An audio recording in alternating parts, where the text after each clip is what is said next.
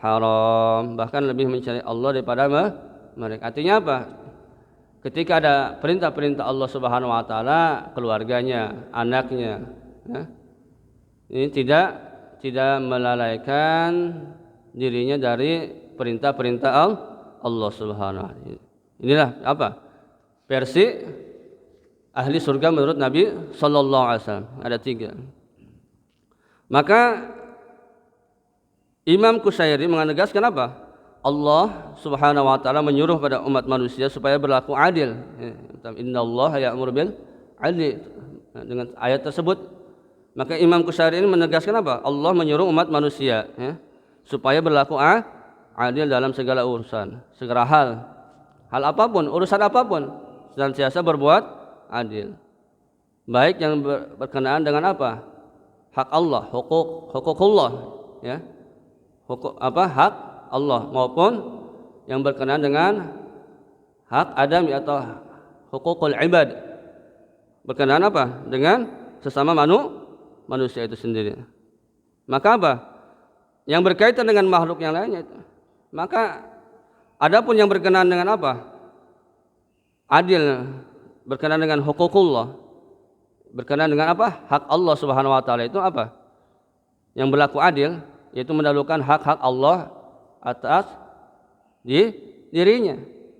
Artinya dia senantiasa mendahulukan perintah-perintah Allah Subhanahu wa taala daripada yang lainnya.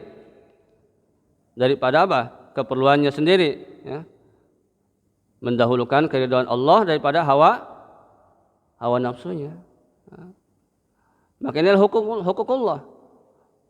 Hak yang berhubungan dengan Allah Subhanahu wa taala.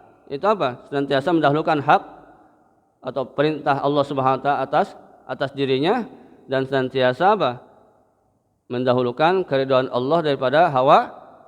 Artinya apa? Mengosongkan diri dari segala paksaan, tekanan, atau apa? Jauh dari larangan serta berpendirian tetap pada pelaksanaan semua perintah-perintah Allah Subhanahu wa taala. Akhirnya senantiasa apa? Jauh dari perbuatan yang dilarang oleh Allah Subhanahu wa taala.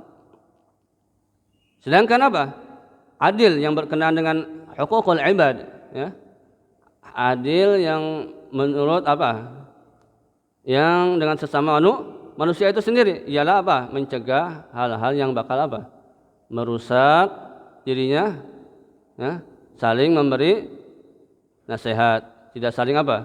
Mengkhianati, tidak saling apa? Membohongi, dan dalam hal yang besar atau hal yang kecil, ya. Saling apa?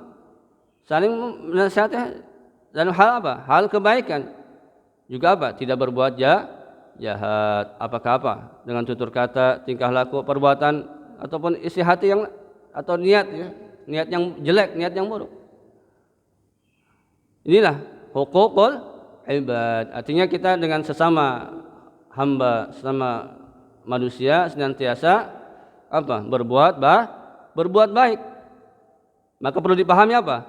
Bahwasanya seruan berlaku adil dalam 3 hal ini adalah apa? Meliputi semua seruan Allah di alam Al-Quran tadi, ya, di alam ayat tadi, ya. Meliputi, artinya kalau kita mengamalkan ini, artinya kita telah mengamalkan ayat An-Nahl tadi, ayat 90. Innallaha ya'muru bil adli wal ihsani wa ita'i dzil qurba wa yanha 'anil fahsya'i wal munkar wal baghi ya'idukum la'allakum tadhakkarun. Ini satu ayat diamalkan, tidak terasa, tidak terasa. Bahwasanya kita telah mengamalkan ayat tersebut. Itulah sebabnya apa? Ayat ini selalu dibaca oleh khatib, ya, ketika apa? Ketika setiap apa? Akhir khutbah, ya. Akhir khutbah Jumat pasti ayat ini sering disebut. Innallaha ya'muru bil 'adli wal ihsani wa dzil qurba wa yanha 'anil fahsya'i wal munkari wal baghi ya'idukum la'allakum tadhakkarun. Maka apa? Sering disebut ketika khutbah di akhirnya. Khutbah Jumat. Sebagai apa? Nasihat yang menyuruh bagi umat manusia. Maka hal serupa dikatakan oleh apa? Ibnu Mas'ud radhiyallahu an, bahasanya ayat Al-Quran yang paling menyeluruh adalah ayat ini, ayat An-Nahl ayat 90. Innallaha ya'muru bil 'adli wal ihsan tadi. Ayat yang menyeluruh. Artinya apa?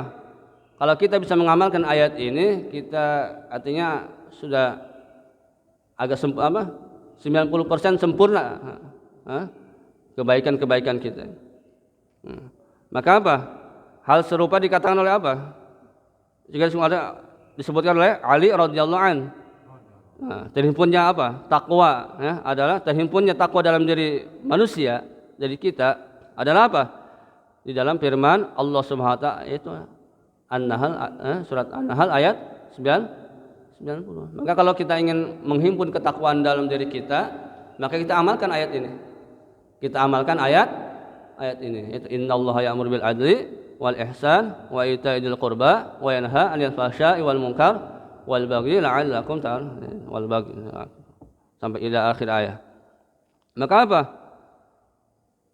Maka dari Utsman bin Mad'un yang berkata adalah apa? Rasulullah sallallahu alaihi wasallam mengajarku kepada Islam. Jadi Rasulullah SAW dakwah supaya apa? Kepada Utsman bin Mad'un ini untuk apa? Supaya untuk masuk Islam. Artinya Rasulullah SAW mengajak untuk masuk Islam.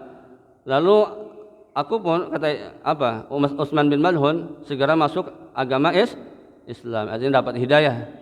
Maka didorong rasa malu kepada beliau jika aku menyalahinya, artinya tidak melaksanakan sesuai apa yang diperintahkan oleh Rasulullah, Allah dan Rasulullah sallallahu alaihi wasallam. Maka akibatnya Islam dalam hatiku belum mengakar artinya baru Islam aja, artinya keimanannya belum, ketakwaannya belum benar-benar kokoh dalam dirinya seperti itu. Maka kemudian pada suatu hari aku menghadapnya dan saat itu beliau sedang bersabda kepadaku, namun kulihat penglihatan beliau tertuju ke langit. Lalu kepalanya ada di kirinya, kanannya diangkat sekali sambil menandakan tangan seperti itu. Dengan berwajah merah penuh keringat basah penuh. Maka dan aku menanyakan tentang kejadian yang baru saja dialami Nabi sallallahu alaihi wasallam. Jawab beliau sallallahu alaihi wasallam, ketika aku berbicara denganmu, kata Nabi sallallahu alaihi wasallam, secara mendadak penglihatanku tertuju ke langit. Lalu kulihat Jibril alaihi salam turun dari sisi kananku dan dia berkata, ya Muhammad. Kemudian ia membaca ayat ini. Ayat surat An-Nahl ayat 90 ini. Innallaha ya'muru bil 'adli. Malaikat Jibril membaca ayat ini. Innallaha ya'muru bil 'adli wal ihsan wa ita'idil qurba wa yanha 'anil fahsya'i wal munkar. Maka sahut Utsman bin Mad'un tadi seketika maka itu juga imannya langsung mengakar kokoh dalam hatinya. Kata Utsman bin Mad'un. Yang berarti dengan turunnya ayat tersebut membuahkan keimanan yang kuat ya, mengakar dalam hatinya. Maka dalam hati Utsman bin Affan ini demikian diaturkan oleh sesuai dengan Nabi sallallahu alaihi wasallam. Maka siapa saja memang kalau berakal normal pasti mau melaksanakan ajaran-ajaran Allah Subhanahu wa taala, mau melaksanakan perintah-perintah Allah Subhanahu wa taala. Maka Rasulullah sallallahu alaihi wasallam telah memperingatkan mengenai hal ini dalam sabdanya, atadruna minal muflis. Maka Rasulullah SAW bertanya kepada para sahabat, tahukah kalian siapakah yang disebut muflis itu? Muflis itu bangkrut, orang yang bangkrut. Jadi bukan versi kita ya, bukan versi ahli dunia, versi Nabi sallallahu alaihi wasallam. Versi Nabi orang bangkrut itu siapa? Siapakah yang disebut orang yang bangkrut itu muflis? Maka para sahabat ini bertanya, menjawab, al-muflis menurut kami orang bangkrut itu hina man la dirhamun wala mata'un. Jadi menurut versi para sahabat, para sahabat ini menurut kami muflis itu orang yang bangkrut ialah orang yang tidak mempunyai uang, tidak ada uang atau dirham sepeser pun dan harta dagangannya habis. Kemudian Faqala alaihi salatu, kemudian Rasulullah sallallahu alaihi wasallam menjelaskan atau bersabda, innal muflis min ummati may ya'ti yaumal qiyamati bi salatin wa siyamin wa zakatin. Artinya apa? Bahwasanya muflis dari umatku ialah orang yang bangkrut dari umatku ialah orang yang kelak di hari kiamat datang dengan bekal penuh. Artinya amal-amalnya banyak, sempurna, yakni salatnya, puasanya, zakatnya dan sebagainya, hajinya, datang dengan penuh amalnya. Namun apa? Di samping itu apa? Qad syatama hada wa qadaba hada. Selain mereka berbuat baik, di samping itu orang ini senantiasa apa? Senantiasa ia suka mencaci orang ini, orang lain, orang ini, orang itu, ya, orang lain, sering caci orang lain, menuduh zina orang itu, orang lain, dan menyantap harta atau merampasnya dari orang ini, orang itu. Kemudian apa? Bahkan membunuh dan memukul orang lain. Kemudian apa? Semua bekalnya yang penuh diambil untuk membayar orang ini. Jadi ketika nanti di hari kiamat orang membawa amal yang banyak, tapi kelak apa? Dia senantiasa mencaci orang lain, sering apa? Mengganggu atau menghina orang. Maka apa? Nanti pada hari kiamat orang ini akan menuntut, akan menuntut atas perbuatannya itu.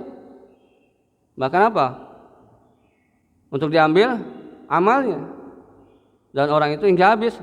Dan jika amal baiknya itu sudah habis, sedang ia masih punya tanggungan membayar orang ini, artinya yang dihina, yang dicaci, yang macam-macamnya sudah mengambil pada amal kebaikannya. Kemudian apa? Dia sudah tidak ada lagi kebaikannya. Kemudian apa? Ia pun harus membayar dengan apa? Artinya dosa-dosa orang yang dihina tadi, keburukan-keburukan yang dihina tadi dipindahkan ke orang tersebut. Dipindahkan ke orang tersebut. Artinya hal ini apa? Maka dosa-dosa orang yang dianiaya, yang dijolimi oleh orang tersebut dikurangi, diambil, langsung dibebankan kepadanya, kepada orang yang tadi yang menghina tadi, yang menzalimi tadi. Akhirnya dia pun dimasukkan ke masyaallah. Wa ya na'udzu billah. Maka hadirin jamaah salat subuh yang Allah Subhanahu wa taala, sebab itu beliau sallallahu alaihi wasallam sabda, barang siapa man kanat lahu mudlimatun li akhihi min 'irdin aw syai'in akhara falyatahallal minhu.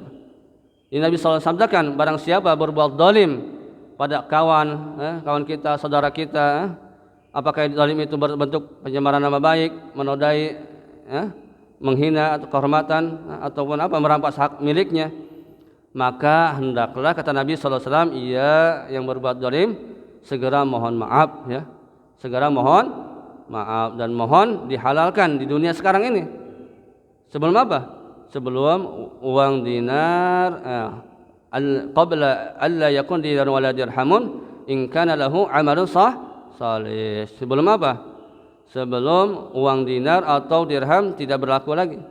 Artinya yauma la yanfa'u malu wala banun, nanti di akhirat, di hari kiamat, harta anak-anak kita tidak akan bermanfaat lagi bagi kita. Yang bermanfaat hanya amal kita. Makanya jika seorang punya amal soleh, pasti amalnya itu akan dipungut sejumlah perbuatan zalimnya. Maka salah itu pentingnya. Maka kalau kita berbuat salah kepada saudara kita atau teman-teman kita atau kawan kita apa saja, maka kita segera meminta maaf ketika di dunia ini. Jangan sampai nanti di akhirat. Di akhirat lebih berat. Kalau di dunia ini, kalau kita sengsara hanya sementara saja. Artinya paling lama 60-70 tahun ya. Kalau kita sakit pun sakit sementara. Kalaupun kita susah pun susah cuma sementara saja. Tapi kalau namanya dunia ini kan ada apa? Ada awalnya, ada akhirnya. Awalnya apa? Ketika kita lahir dari seorang rahim ibu kita. Kemudian akhirnya itu kematian. Tapi akhirat apa? Akhirat ini awalnya kematian dan tidak ada akhirnya, abadan abada, selama-lamanya. Maka penting kita harus mengukur antara dunia dan akhirat ini, kita perbandingannya harus benar-benar dipikir dengan matang, nah, dengan penuh daripada hati yang benar-benar ya. Bahasanya kita ini lebih mementingkan akhirat daripada dunia. Bukan kita dilarang untuk apa? Kerja, bukan kita untuk apa? Tidak dilarang untuk apa? Mencari dunia atau meninggalkan dunia selama tidak, tapi kita mentertibkan hidup kita ini. Ketika kita kerja ya kerja, ketika kita ada perintah Allah maka datang ke perintah, maka kita lebih utamakan perintah Allah seperti itu. Maka penting ya. Maka wal akhiratu khairu wa abqa, dan akhirat itu lebih baik, khairun wa abqa, dan lebih kekal daripada dunia ini. Maka maka ada bagi orang yang berakal sehat hendaklah membiasakan diri dengan memaafkan kesalahan orang lain dan berbaik kepada mereka dan memelihara diri dari amarah atau orang marah ya. Maka Allah perihal apa? Maka ada sebuah hikayat ya. Ada kisah Maimun bin Mahram ini punya seorang pembantu wanita. Maka ia datang melayani majikannya, yaitu Maimun, dengan membawa kuah atau gulai. Maka tiba-tiba ia tergelincir kakinya dan tumpahlah ke kuahnya hingga tubuh Maimun tubuh tuannya ini basah dengan kuah tersebut. Maka dengan gerak refleks spontan Maimun ini tuannya ini hendak memukulnya, marah intinya. Maka namun ia pun segera mengingatkan tuannya itu Maimun dengan dengan katanya, wahai tuanku, sampai sejauh manakah anda telah mengamalkan perintah Allah?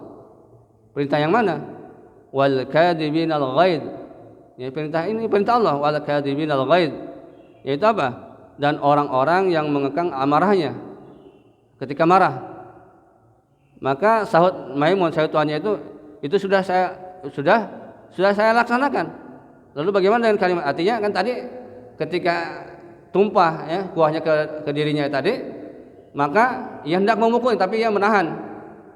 Dia hendak memukulnya tapi dia menahan pukulannya. Ini tidak jadi memukul ya. Maka ia telah mengamalkan wal kadhibinal ghaid, ayat ini. Nah, ia telah orang-orang yang mengekang amarahnya. Kemudian lalu saat itu sudah dilaksanakan. Lalu bagaimana dengan kalimat berikutnya? Wal 'afina 'anil nas, dan memaafkan kesalahan orang lain. Ini ada satu potongan ayat lagi. Al-Imran ayat 134. Maka sahut Maimun tuannya ini, ya, sekarang kau maafkan kehidupanmu itu. Maka dengan tidak sendirinya tuannya ini telah mengamalkan ayat ini, wal 'afina 'anil nas, memaafkan kesalahan orang lain. Maka Jariyah itu pembantu tadi berkata, melanjutkan ayat tersebut, wallahu yuhibbul muhsinin. Nah, di akhir ayat ini Allah wallahu yuhibbul muhsinin. Allah menyukai atau mencintai orang-orang yang berbuat kebaikan. Maka akhirnya Maimun berkata, kini aku akan berbuat baik kepadamu. Dengan berbuat baik dengan yaitu dengan memerdekakan budak tadi, budaknya, pembantunya tadi langsung dibebaskan. Artinya tuannya ini ia akan berbuat baik kepada budaknya dengan membebaskan budaknya tersebut semata karena Allah semata-mata. Maka Allah firman Allah, walladzina yunfiquna fis sarra'i wad dharra'i wal kadhibinal ghaid wal 'afina 'anil nas wallahu yuhibbul muhsinin. Ayat yang lengkapnya. Al-Imran ayat 134. Maka orang-orang yang membelanjakan hartanya baik di saat lapang ataupun sulit, senantiasa berinfak, bersedekah, dan orang-orang yang mengekang amarahnya dan memaafkan kesalahan orang lain, Allah menyukai dan Allah menyukai orang-orang yang senantiasa berbuat kebaikan. Maka di sini ayat di sini akhlak ya, akhlak yang ini tentang akhlaknya. Akhlak yang pertama dituturkan dari sekian akhlakul muttaqin, akhlaknya orang-orang yang bertakwa. Ini adalah sifat-sifat orang yang bertakwa ini. Akhlak orang-orang bertakwa yaitu yang memastikan masuk surga ialah sifat dermawan ya. Walladzina yunfiquna fis sarra'i wad dharra, sifat dermawan ya. Kemudian dan telah disebutkan dalam sebuah hadis apa?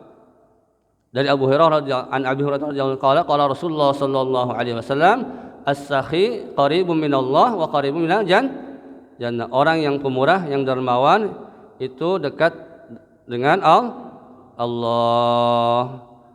Dan qaribun minal jannah, dekat dengan surga, dan qaribun minan nas, dan dekat dengan manusia.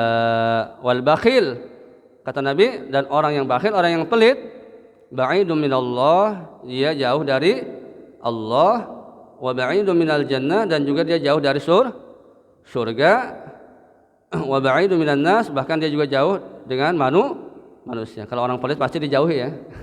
Kalau orang pelit ini pasti dijauhi, orang manusia juga pasti jangankan Allah, jangankan surga, manusia aja akan menjauhi yang kelihatan dari mata kita ya.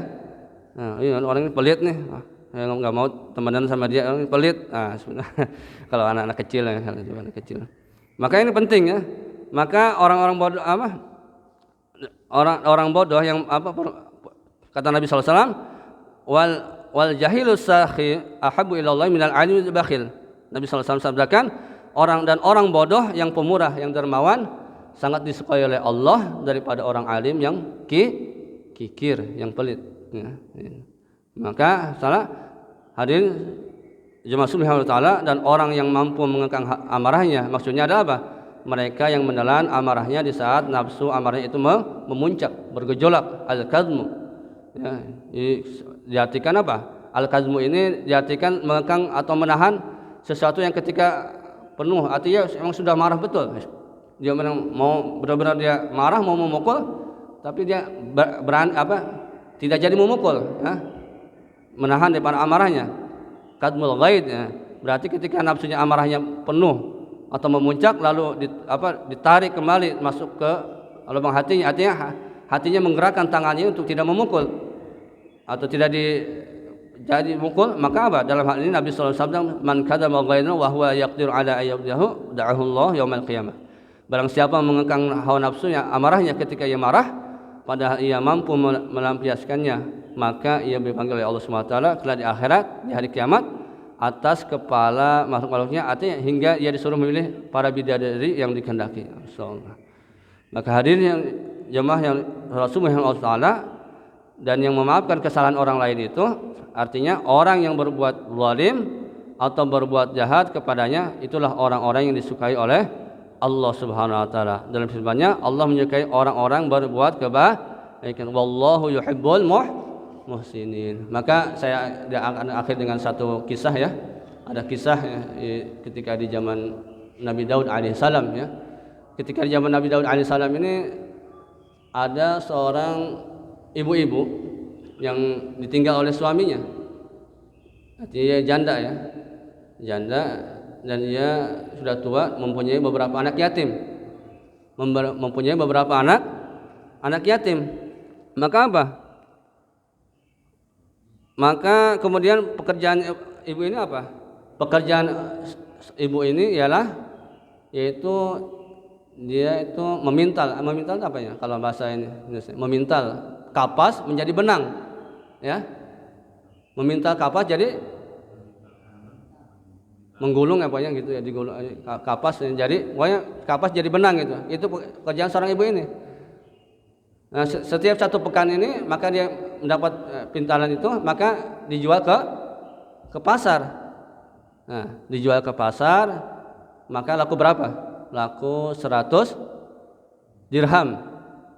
Nah, dan uang 100 dirham ini cukup ya untuk memenuhi kebutuhannya, untuk memenuhi kehidupannya selama satu pekan. Kemudian setiap hari berbuat, setiap pekannya dia ke pasar itu, perjalanan seperti itu aja. Maka pada suatu hari dia sudah mendapat satu pintalan. Kemudian dia karena mungkin dia masih ada uangnya. Kemudian apa? Ia menjemur pintalan kapas yang sudah jadi benang ini di atap rumahnya. Di atap rumahnya. Maka seketika apa? Ada seekor burung besar, burung gagak mengambil pintalan benang itu. Maka spontan ibu itu menangis. Kenapa menangis? Karena ia teringat anak-anaknya. Dia ingat bahasanya hasil makannya dari situ. Artinya apa? Bagaimana anak-anakku akan makan selama sepekan? Bahasanya nanti ketika saya tidak bisa menjual pintalan benang itu, kapas benang yang sudah dipintal itu, maka ia bingung mau curhat sama siapa, bingung. Akhirnya dia menghadap kepada Nabi Daud alaihi salam. Maka ketika Nabi Daud alaihi salam ini ketika itu seorang ibu ini spontan langsung berkata, ya Daud, Rabbuna adilun am zalimun. Rabbuna, ini seorang ibu ini langsung berkata seperti itu. Rabbuna adilun am zalimun. Ini dengan bahasa yang seakan-akan bahasa yang bahasa yang keras ya. Yang diberikan kepada Nabi Daud artinya apa? Rabbuna, apakah Tuhan kita ini, wahai Daud, apakah Tuhan kita ini adil, apakah zalim? Seperti itu. Artinya Allah ini adil apa zalim? Seperti itu. Maka Nabi Daud alaihissalam bilang a'udzubillah. Maka sampai mengucapkan maka akhirnya ibu itu cerita, pekerjaan saya ini memintal kapas menjadi benang.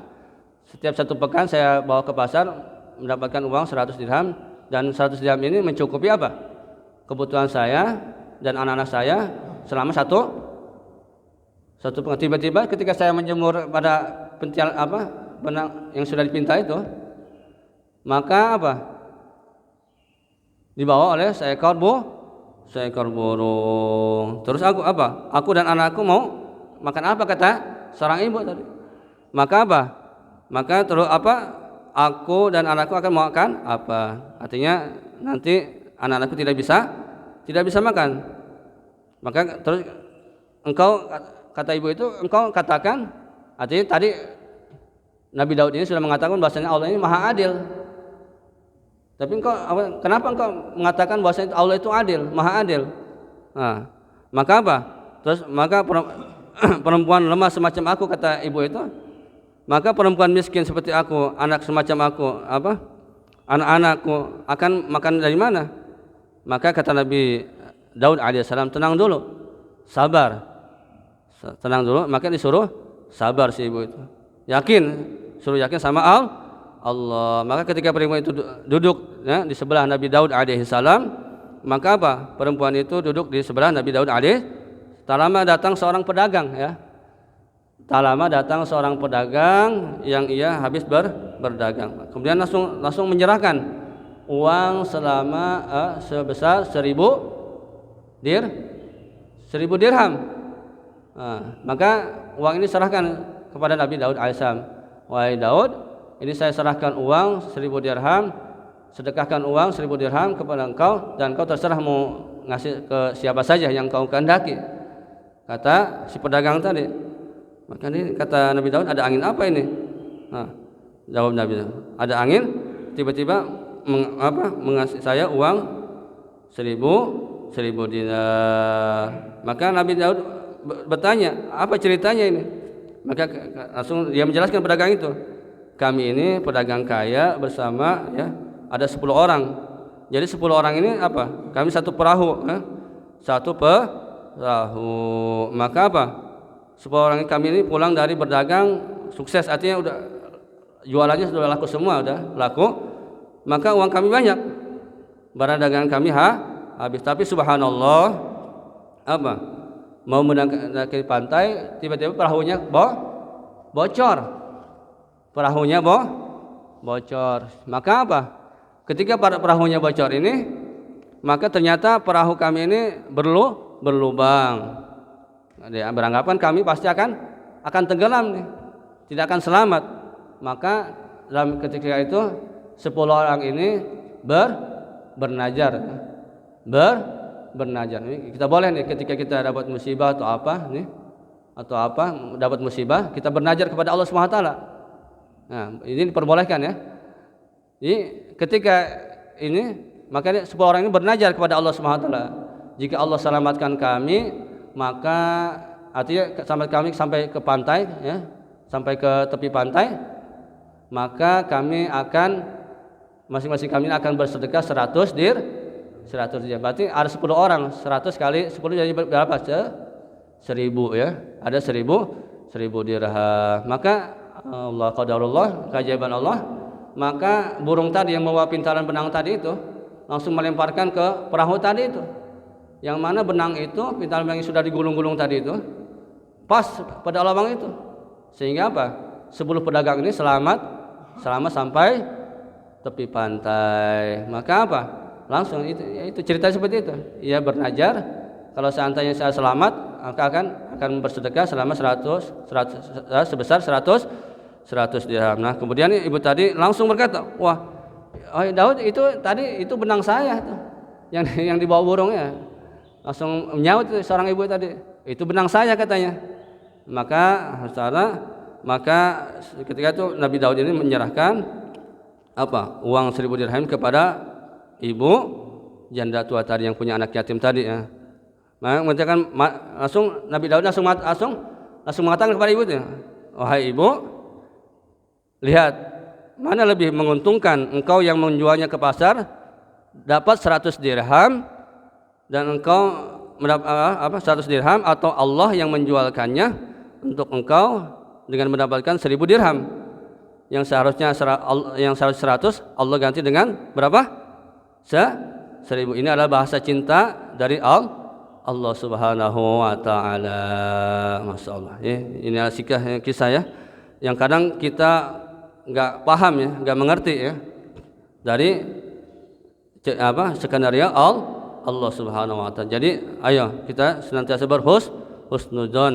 Kita senantiasa berhusnudzon kepada Allah. Bahwasanya setiap kejadian apapun dalam kehidupan kita tidak akan buruk untuk kita, melainkan semuanya pasti akan mendatangkan kebaikan. Asal kita husnudzon, senantiasa bersangka baik kepada Allah Subhanahu wa taala. Semoga Allah Subhanahu beri kepahaman kepada kita sehingga Allah Subhanahu wa taala senantiasa menetapkan kita senantiasa dalam keridhaan Allah Subhanahu wa taala, sehingga Allah Subhanahu berikan husnul khatimah. Allah Subhanahu wa taala berikan kita senantiasa dalam ketaatan kepada Allah Subhanahu wa taala. Amin. Amin ya rabbal alamin. Inilah saya sampaikan, semoga ada manfaatnya. Billahi wal taufiq wal hidayah. Wassalamualaikum warahmatullahi wabarakatuh.